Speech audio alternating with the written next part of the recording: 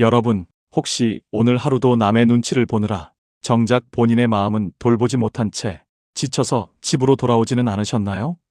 분명 사람들과 웃고 떠들었는데 문을 닫고 들어서는 순간 알 수 없는 공허함이 밀려와 가슴 한구석이 서늘해진 경험이 누구에게나 한 번쯤은 있을 것입니다. 남들에게 좋은 사람으로 기억되고 싶어서 싫은 소리 한마디 못하고 그저 허허거리며 웃어넘겼지만 정작 내 안에 나는 상처 입고 신음하고 있지는 않으신가요? 우리는 왜 이토록 타인의 시선에 목을 매며 나 자신을 잃어가는 것일까요? 도대체 어떻게 살아야 이 지긋지긋한 인간관계의 굴레에서 벗어나 진정한 평온에 이를 수 있는 것일까요? 이 질문에 대한 답을 찾기 위해 늘 사람들 사이에서 겉돌면서도 가장 치열하게 인간의 본질을 파고들었던 한 철학자의 이야기를 들려드리겠습니다.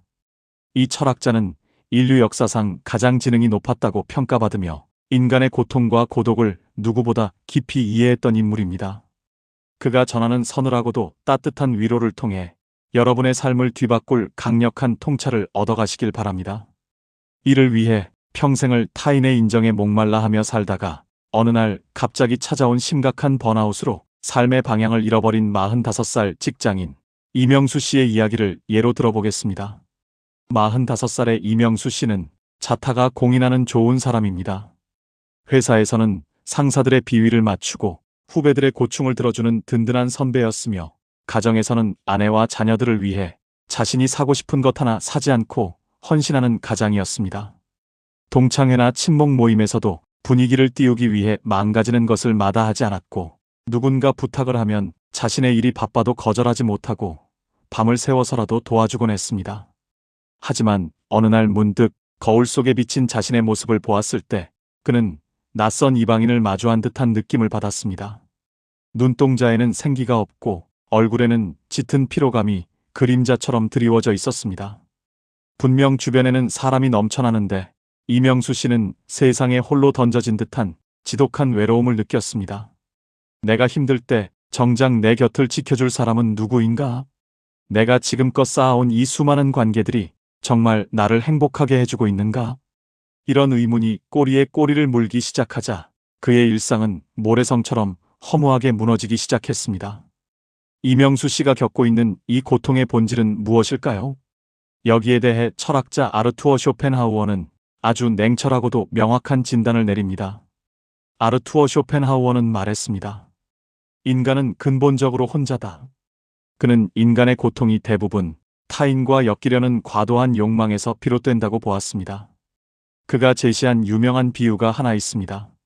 추운 겨울날 고슴도치 무리가 추위를 피하기 위해 서로에게 가까이 다가갑니다. 하지만 가까이 다가갈수록 서로의 가시가 몸을 찔러 고통을 주게 되죠. 너무 아파서 멀어지면 다시 추위가 엄습하고 다시 가까워지면 가시에 찔리는 일이 반복됩니다.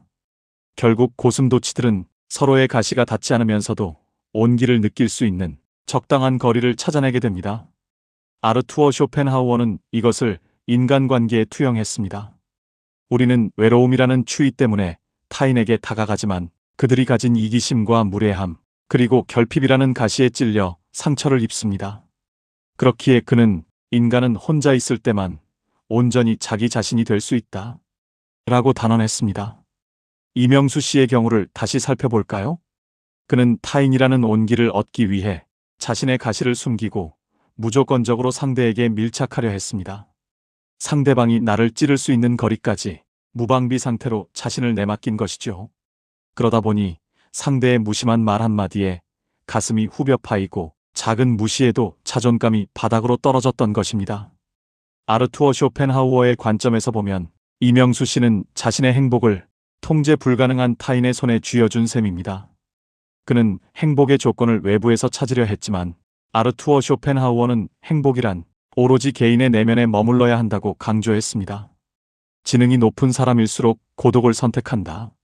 왜냐하면 타인과 어울려야 하는 필연적인 저속함에서 벗어날 수 있기 때문이다. 이 말은 오만한 엘리트주의가 아닙니다. 오히려 타인의 시선에서 자유로워져야만 비로소 내면의 풍요로움을 가꿀 수 있다는 눈물겨운 생존의 지혜인 것입니다. 그렇다면 우리는 어떻게 해야 할까요? 이명수 씨처럼 착한 사람 콤플렉스에 빠져 자신을 갉아먹고 있는 이들에게 아르투어 쇼펜하우어는 다음과 같은 구체적인 조언을 건넵니다. 첫째, 고독을 견디는 법이 아니라 고독을 즐기는 법을 배워야 합니다. 아르투어 쇼펜하우어는 고독을 가리켜 모든 위대한 정신의 운명이라고 불렀습니다. 사람들이 왜 그렇게 시끄러운 모임에 집착하고 끊임없이 누군가와 연락을 주고받으려 하는지 아십니까? 그것은 자기 내면이 텅 비어 있기 때문입니다. 내면이 빈곤한 사람은 그 빈자리를 타인의 관심과 소음으로 채우려 합니다. 하지만 그것은 밑 빠진 독에 물 붓기입니다. 잠시의 즐거움이 지나가면 더 큰 공허함이 찾아올 뿐입니다. 반면 내면이 풍요로운 사람은 혼자 있는 시간에도 결코 외롭지 않습니다.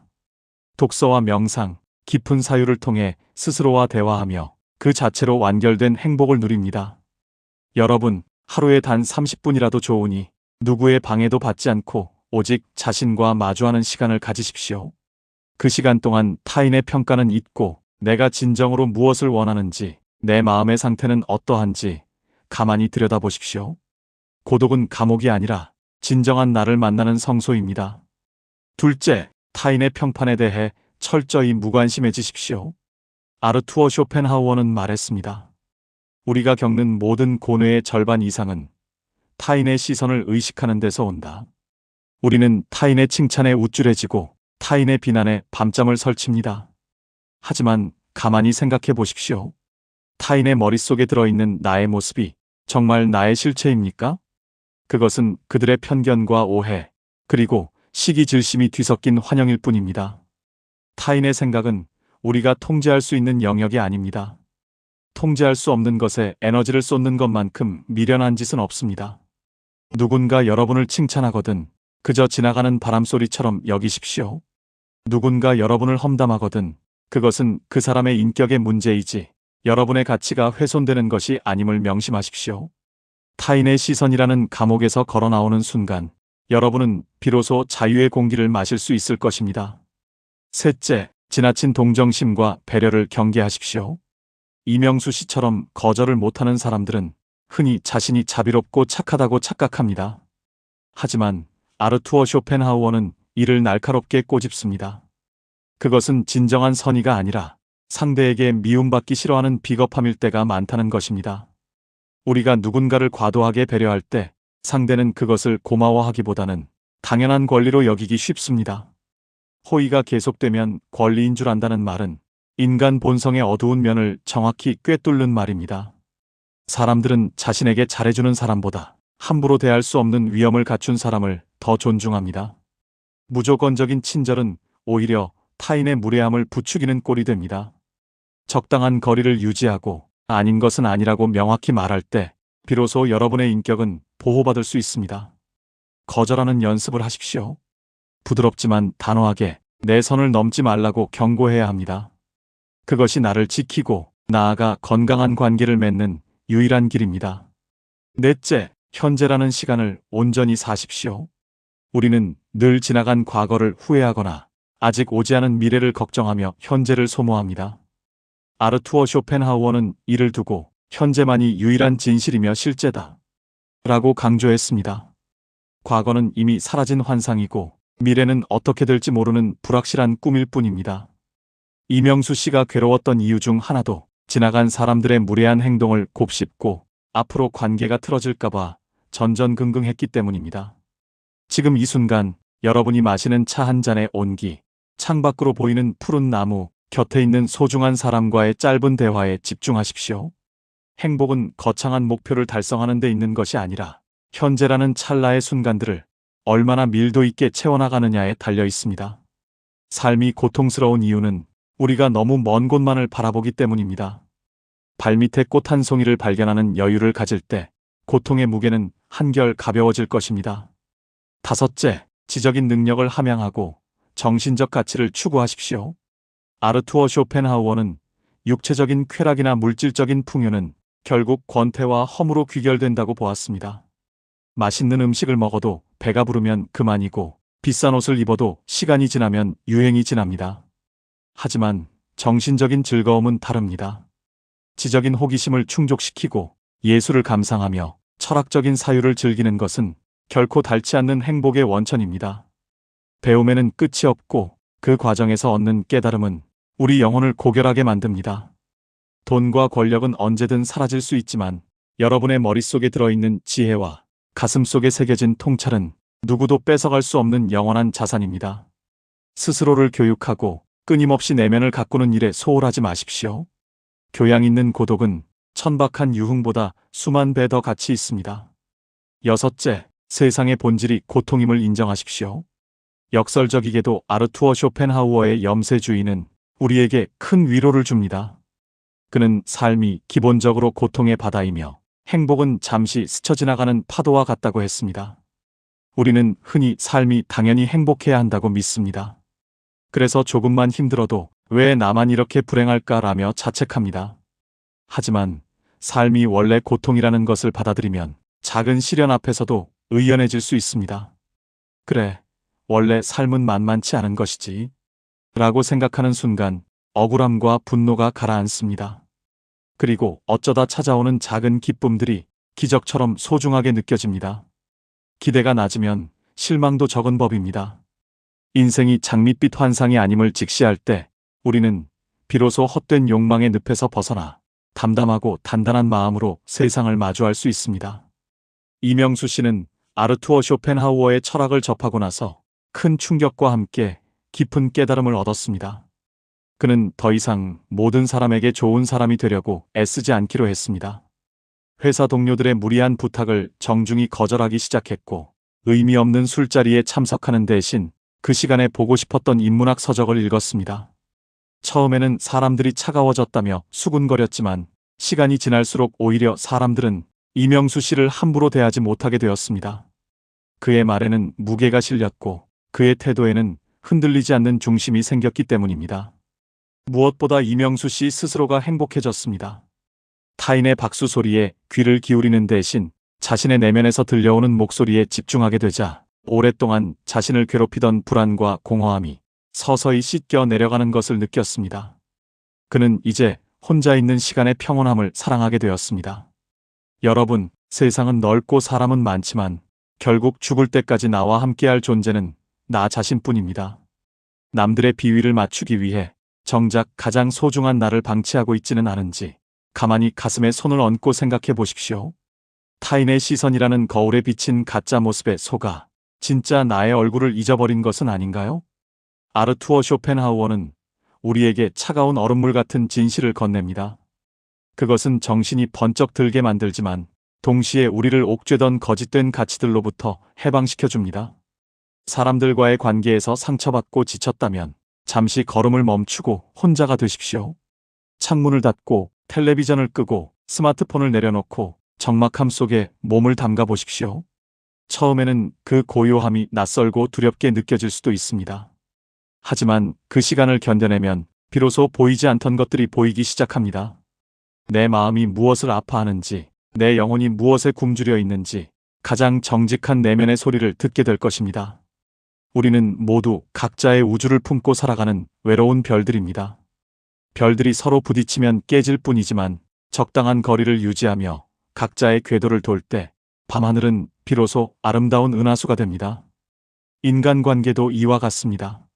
상대방을 소유하려 하거나 상대방에게 완전히 의존하려 하지 마십시오. 나 스스로 빛나는 독립적인 존재가 될 때 비로소 타인과의 만남이 축복이 될 수 있습니다. 나의 행복을 타인에게 구걸하지 마십시오. 내 안에 이미 마르지 않는 샘물이 있음을 믿으십시오. 그 샘물을 길어 올려 스스로를 축이고 남은 여유로 타인을 대하는 것, 그것이 바로 아르투어 쇼펜하우어가 우리에게 전하는 진정한 인생의 지혜입니다. 인생은 고통과 권태 사이를 오가는 시계추와 같다고 아르투어 쇼펜하우어는 말했습니다. 욕망이 채워지지 않으면 고통스럽고 욕망이 채워지면 금세 지루해져 권태에 빠집니다.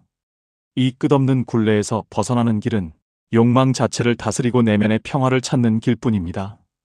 돈이 많다고, 지위가 높다고, 주변에 사람이 많다고 해서 행복한 것이 아닙니다.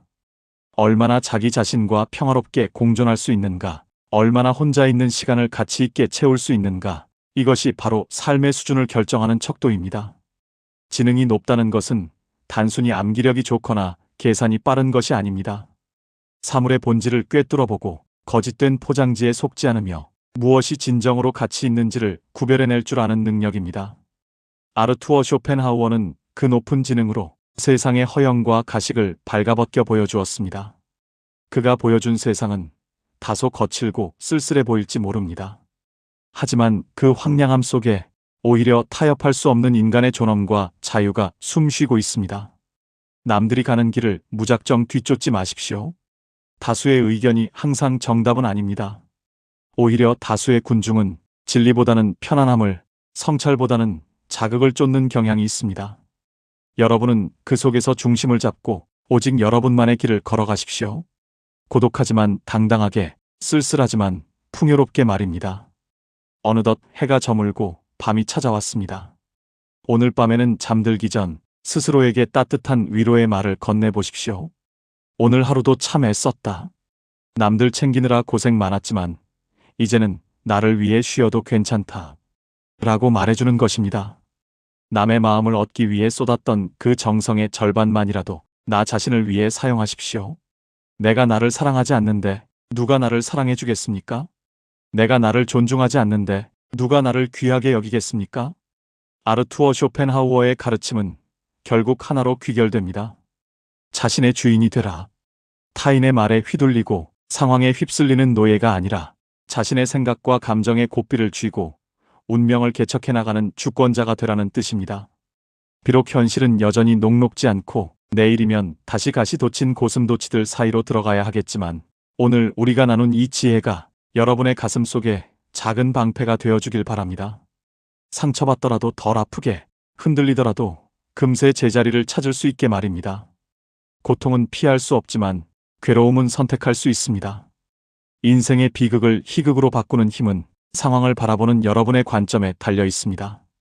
아르투어 쇼펜하우어가 일평생 고독 속에서 길어올린 이 서늘한 진리들이 여러분의 삶을 더욱 단단하고 품격 있게 만들어줄 것이라 믿습니다. 여러분은 그 자체로 충분히 귀하고 아름다운 존재입니다. 남들의 인정이 없어도 화려한 수식어가 붙지 않아도 여러분이라는 존재의 본질은 변하지 않습니다. 자신을 믿고 자신의 내면을 신뢰하십시오. 그곳에 여러분이 평생 찾아 헤매던 진정한 평화와 행복의 열쇠가 숨겨져 있습니다. 세상이 아무리 소란스러워도 여러분의 마음이라는 숲속에는 고요한 연못이 하나 있음을 잊지 마십시오. 힘들 때마다 그 연못가에 앉아 잠잠히 흔들리는 물결을 바라보며 휴식을 취하시길 바랍니다. 오늘 들려드린 아르투어 쇼펜하우어의 이야기가 지친 여러분의 영혼에 시원한 바람이 되었기를 소망합니다. 이제 무거운 짐은 잠시 내려놓으시고 편안한 안식의 시간을 가지십시오. 고독을 두려워하지 않는 여러분의 용기가 머지않아 가장 아름다운 삶의 꽃을 피워낼 것입니다. 세상의 시선에서 자유로워진 여러분의 앞날에 오직 자기 자신만이 줄 수 있는 깊고 고요한 환희가 가득하기를 진심으로 기원합니다. 여러분, 부디 스스로를 아끼고 사랑하십시오. 남의 인생을 사느라 여러분의 인생을 낭비하지 마십시오. 우리는 모두 혼자 와서 혼자 가는 길 위에 서 있지만 그 고독한 길 위에서 만나는 나 자신이라는 친구는 세상 그 누구보다 든든하고 믿음직한 동반자가 되어줄 것입니다. 아르투어 쇼펜하우어가 그랬던 것처럼 냉철한 머리와 뜨거운 심장으로 여러분만의 진짜 인생을 살아가시길 바랍니다. 평온한 밤 되십시오.